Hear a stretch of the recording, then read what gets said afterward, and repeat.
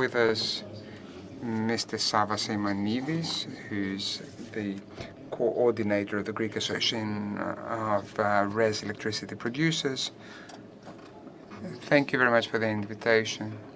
Just like any year, every year, this conference is particularly important because it attracts people who work not only in renewables but energy in general, and gives news but also guidelines on where we should be moving towards. I would like to start a bit more talking about the risks, saying that in Europe recently we've been seeing, which is a movement for undermining the value of this effort, and that's been supported by various conspiracy theorists, climate change deniers, and also populist politicians in different parts of the Union who support the return to fossil fuel.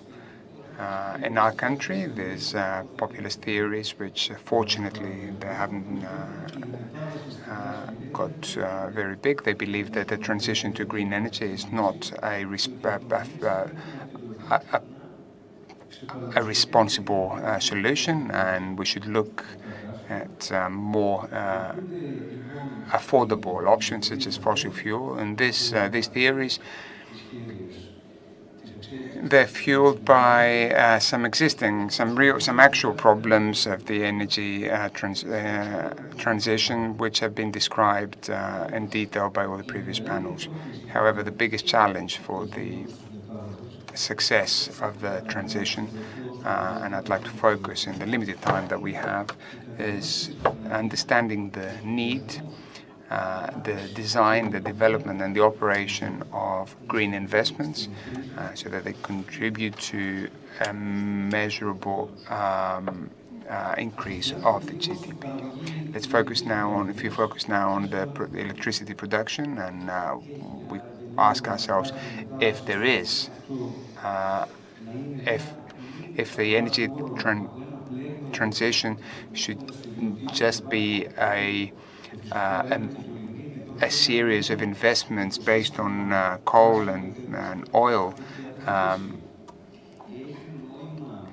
Is there any point in having an ecosystem that requires from the citizens to pay higher energy tariffs because this is the correct that one needs to do for the environment?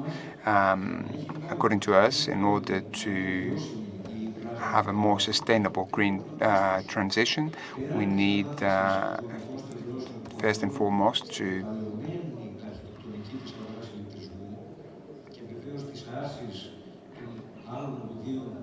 apart from removing all the obstacles that we've had for creating a sustainable energy landscape, we need to find a way of making our GDP greener. In other words, we need to support further those investments in infrastructures and projects for the production of green energy, which, first of all, they have a higher added value, both for the domestic, but also the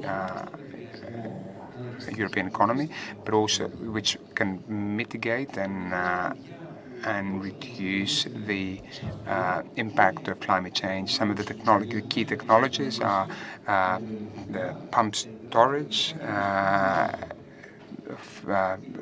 forest biomass, and wind farms.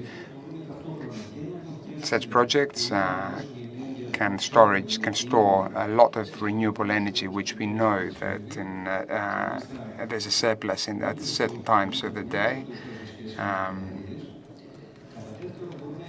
At the same time, we also can ensure the stability and reliability of the network,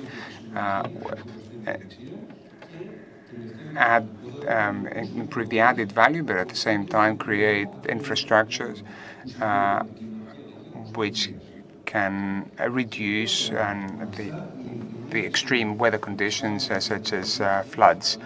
by creating new anti-flood projects, which can be combined very effectively with the development of small and large-scale hydroelectric plants, which can be used for irrigation and electricity production and anti-flood protection.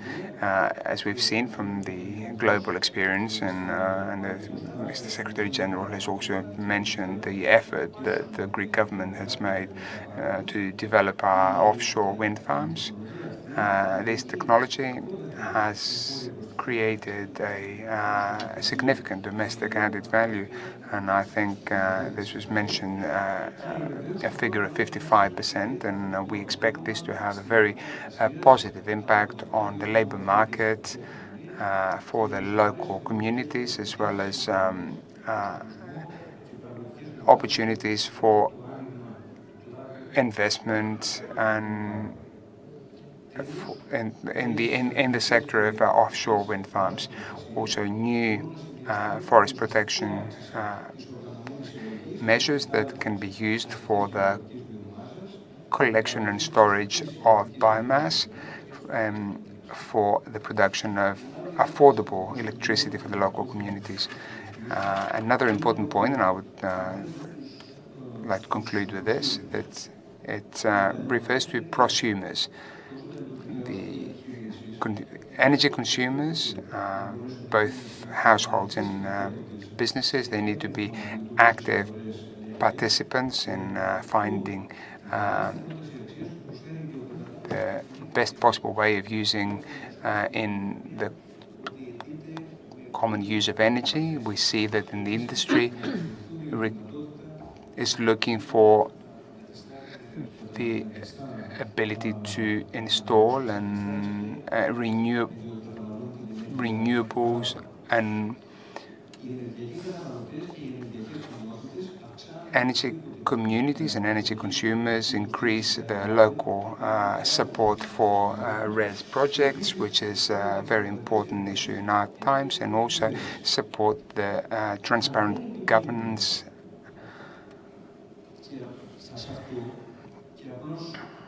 If we just want to make our economies green through investments which are not adding value, what we're only going to achieve is just shift some of the resources from the national production, for example, from the coal production, the coal electricity production, to other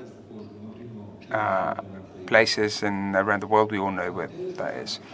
The result of this will be the alienation of local communities and them turning against the green transition. In any case, it would be good to learn to look at green investments as not as a financial burden, but as an investment opportunity. Thank you, Mr. Sleimanidis. And I think that the audience will agree that such investment is indeed an opportunity for growth, but also strategic development. There's consensus